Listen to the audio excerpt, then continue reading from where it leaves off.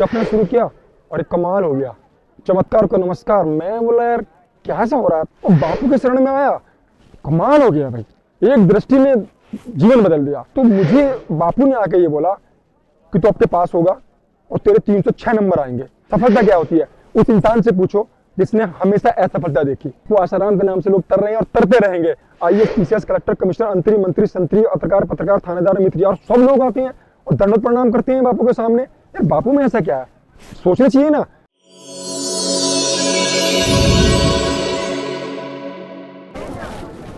हरिओम भैया, मैं शैलेंद्र आर्य फ्रॉम मेरठ उत्तर प्रदेश से हूँ और मैं उत्तरायण शिविर में आया हूँ बापू जी के यहाँ पे अहमदाबाद आश्रम में। और ये वही आश्रम है, इसके बारे में लोग कह रहे थे कि उस पर मतलब उनको नोटिस वगैरह दिए गए, आश्रम खाली करो। यार आश्रम कैसे खाली करवा दोगे भाई तुम, जब तुम पैदा भी नहीं हुए तब से यहाँ पे बापू ने तपस्या की, उससे पहले भी ऋषि मुनि ने तपस्या की है और तुमने कागज का टुकड़ा भेज दिया खाली कर दो, सब कुछ हमारे डॉक्यूमेंट चेक करो। बापू को भी गलत काम करते हैं क्या? बापू तो गलत काम करने से रोकते हैं। और मैंने बापू से दीक्षा ली 2000 में और मेरी लाइफ में एक ऐसी दुर्घटना घटी कि मैं क्या बताऊँ आपको, मतलब मेरी लाइफ में एक निश्चित गुरु आ गया। निश्चित गुरु समझते हैं आप, जो लोग मतलब तांत्रिक टाइप के होते हैं। तो उसने आके मेरे को पता नहीं क्या किया और मेरे सिर पे कुछ हाथ वाथ रखा और वो मांस मदिरा वगैरह खाता पीता था। उसने मतलब मेरे को क्या किया, मैं उस टाइम 10th में पढ़ता था, ये 90 की बात है, 91 की। वो मेरे को बोला तू मेरे को मांस वांस से ला के दे, मदिरा मैं तू पास कर दूंगा। मैंने ऐसे कैसे पास कर देगा भाई तू मुझे, भाई मैं पढ़ रहा हूँ, तुम अपनी इच्छा से पास होगा ना, नहीं इनको फेल कर दूंगा अगर दारू ला के नहीं देगा तो। मैंने ऐसे कैसे होता है, कहने के होता है, मैं करके दिखाऊंगा। जब उसने मेरे को कर दिया फेल तो मुझे दुख हुआ कि यार मैं हाई स्कूल में फेल हो गया। तो फिर मैं अगले साल बड़ा परेशान हूँ, मैंने दोबारा पेपर दिया और फिर भी मैं फेल हो गया। मैं बोला ऐसे कैसे फेल कर रहा है मेरे को ये। तो उसने कहा कि जब तक तू मुझे सब चीज़ ला के नहीं देगा तो मैं तुझे फेल कर दूंगा, मैं बहुत बड़ा तांत्रिक हूँ, बहुत बड़ा भगत हूँ, ये वगैरह वगैरह। मैं बोला यार ऐसे कैसे हो जाएगा। तो मैं उसके चक्कर में लग गया। तो मैं बहुत जगह गया, उधर बहुत भटकता रहा, बहुत साधु से मिला, मुल्लाओं से मिला, पंडितों से मिला, मौलवियों से मिला, पता नहीं किस किस से मिला, पर मैं पास नहीं हो पाया। अल्टीमेटली मैं बहुत 6 साल तक, कैन यू बिलीव कि I am 6 time fail in matriculation. High school में 6 साल फेल हूँ मैं, मार्कशीट मेरा अंक पत्र देख सकते हैं आप। 6 साल लगातार फेल किया मुझे उस आदमी ने। अब उस दुनिया में नहीं, he is no more. But एक दिन मैं ऐसी बहुत परेशान था तो मेरा दिमाग ऐसे घूमता रहता है, सब कुछ उल्टी सीधी चीजें आती थी। मतलब काले काले लोग दिखाई देते सपने में, कभी उड़ता था मैं, कभी कोई भैंसा, कभी कुत्ता, कभी काले आदमी, कभी काली औरतें, कभी कुछ बहुत गलत गलत दिखता था, गंदे गंदे सपने आते थे। मैं बड़ा परेशान रहता था, मेरे को नौकरी नहीं लगती थी, कोई बिजनेस नहीं चलता था, कहीं भी मैं जाऊँ कुछ भी नहीं होता था। यूं देख लो, मैं अगर बैंक से पैसे निकालने गया, एटीएम में पैसे खत्म। मैं बैंक में गया तो एकदम वहाँ पता कि चला कि मतलब वो जो कैशियर है पेमेंट देने वाला वो उठ के चला गया मेरे नंबर पे। मैं ट्रेन में गया तो ट्रेन निकल गई। मतलब मैं टिकट जहाँ भी गया मतलब वहाँ सब कुछ उल्टा उल्टा होता था। मैं बोला ऐसे क्या, मुझे ऐसा लगा कि वो चीज़ मेरे साथ है और वो मेरे हर काम को रोकती है।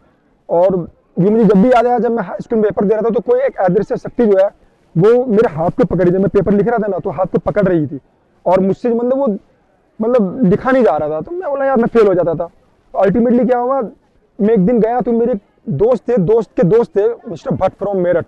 तो वो एनसीसी में जॉब करते थे, वो ऋषि प्रसाद की सेवा करते थे। उनके यहाँ बापू जी का सिर चित्र लगा हुआ था, उसमें नीचे एक चीज लिखी थी, वो कोट मुझे आज भी याद है और उसी कोट को मैं सबको बताता हूँ। आप मेरा बैग देख सकते हो, इसके ऊपर भी लिखा है। उसमें लिखा था कि ईश्वर के अलावा कहीं भी दिल लगाया तो आखिर में पछताना ही पड़ेगा। ये कोट मेरे दिल को छू गई। मैं बोला यार ईश्वर के अलावा कहीं भी दिल लगाया तो आखिर में पछताना पड़ेगा। तो मैंने कहा पछताएं क्यों भाई क्यों पछताएं? पछताने से पहले काम नहीं करना। इंसान वो होता है, अच्छा आदमी वो होता है, दूसरी गलती सीखे, अपनी गलती क्यों करनी है। तो मैं उनको बोला, मैंने कहा भाई ये महाराज जी कौन है। तो मैं बापू जी को इतना नहीं जानता था, बस कैलेंडर देखा था बापू का, और बापू के कैलेंडर में इतना करंट तो बापू में कितना करंट होगा, एक सोचने की बात है। उस चित्र को देख के मेरे मन में आया यार ईश्वर के अलावा कहीं भी दिल लगाया तो आखिर में पछताना पड़ेगा। मैंने कहा मैं पछताऊंगा नहीं, मैं नहीं पछताऊंगा। पहले पछता दूंगा 6 साल भाई एक गलती करके।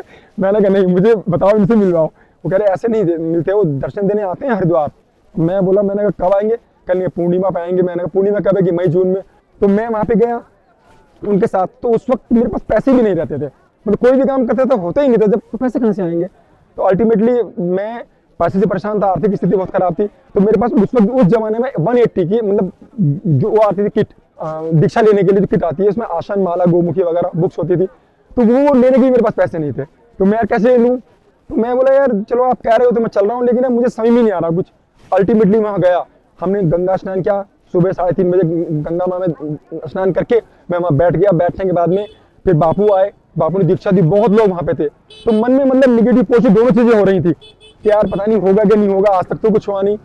अब क्या होता है, जब बापू सुबह में आए, गुरु विद्या का पाठ हुआ, सत्यम सत्यम पुनः सत्यम, मतलब जो आता है वो सुनने के बाद जब बापू ने दीक्षा दी, वो मुझे मंत्र मिला, मैंने बापू ने हाथ उठाओ अपना मंत्र पक्का करो, मैंने मंत्र हाथ उठाया, मंत्र लिया और जैसे मैंने गुरु मंत्र को मतलब जो मुझे गुरु मंत्र बापू जी ने दिया वो जपना शुरू किया और एक कमाल हो गया, चमत्कार को नमस्कार। मैं बोला यार क्या ऐसा हो रहा है। तो बिलीव मी, मेरे कानों में से जैसे नहाते हैं ना बाथरूम में कभी, और नहाने के बाद में जो पानी घुस जाता है कान में अंदर, वो ऐसे करते हैं, हम ऐसे करते हैं, तो ऐसे कर करके तो मेरे को कुछ निकलने लगा अंदर से। मैं बोला निकल किधर से रहा, ये है क्या ये। फिर मैं मंत्र को जपा तो उन्होंने बताया जो मुझे लेके गए थे दीक्षा दिलवाने के लिए कि आप इस मंत्र को 11 बार, मतलब 11 माला मॉर्निंग में, 11 माला इवनिंग में, संध्या के समय में, सुबह में और शाम में आपको 11 माला करनी ही करनी है, ये नियम है। और मांस मदिरा अंडा ये सब नहीं खाना है, दूसरे के घर का नहीं खाना, मतलब बहुत सारे रूल्स बताए। तो ऐसे भी नहीं खाता था मैं, लेकिन बीच में कुछ गलतियां हुई थी उस आदमी की वजह, जो मैंने बताया आपको, उस तांत्रिक की वजह से। तो अब वो इस दुनिया में नहीं है, मैं चला गया, लेकिन उसने मेरा जीवन खराब किया और बापू ने मेरा जीवन चेंज किया। नहीं तो एक बार सोचो यार, कोई पढ़ा लिखा आदमी यहाँ इतने IAS PCS कलेक्टर कमिश्नर अंतरी मंत्री संतरी पत्रकार थानेदार मित्र और सब लोग आते हैं और दंडवत प्रणाम करते हैं बापू के सामने। यार बापू में ऐसा क्या है, सोचना चाहिए ना। बापू सबके बाप है, सबके बता रहा हूं मैं। जहां सरकारी योजनाओं ने काम नहीं किया, किसी ने काम नहीं किया, वहां बापू के साधक है, बापू का जो दिव्य प्रेरणा पुस्तक है, जो बापू के साहित्य है, वो जाके काम करते हैं वो लोग, और वहां पे लोगों को बहुत लाभ होता है, बहुत लाभान्वित होते हैं लोग। तो मैं ऋषि प्रसाद पढ़ने लगा और ऋषि प्रसाद में इतनी अच्छी अच्छी बातें आती थी, मैं कमाल है यार, इतनी अच्छी पुस्तक है, पढ़ते क्यों नहीं लोग। मैंने उसको बांटना शुरू कर दिया।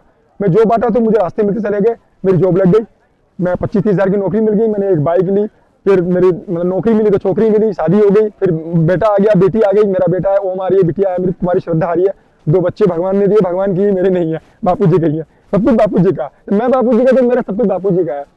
तो ये सब हुआ। तो जब मैं पास हुआ तो मुझे बापू ने आके ये बोला कि तो आपके पास होगा और तेरे 306 नंबर आएंगे। मैं बोला यार कमाल है भाई, मैं आज तक तो 6 साल मुझे हो गए फेल होते होते, तुम कह रहे 306 नंबर आएंगे पास हो जाएगा। तो मुझे यकीन नहीं हुआ कि उस जमाने में पेपर आता था, पेपर में नंबर छपके आते थे, first division, second division, third division. तो मैं यकीन नहीं हो रहा था, लेकिन मैं गया पेपर में डरता डरता। लोगों ने मुझे बताया यार शैलेंद्र तुम पे पास हो गया। मैंने कैसे हो गया कि देख यार तू पास हो गया, तेरा नंबर है ये ना, ये नंबर। मैंने कहा हाँ। मैंने कहा यार अभी भी मेरे मन में है, कुछ ना कुछ है।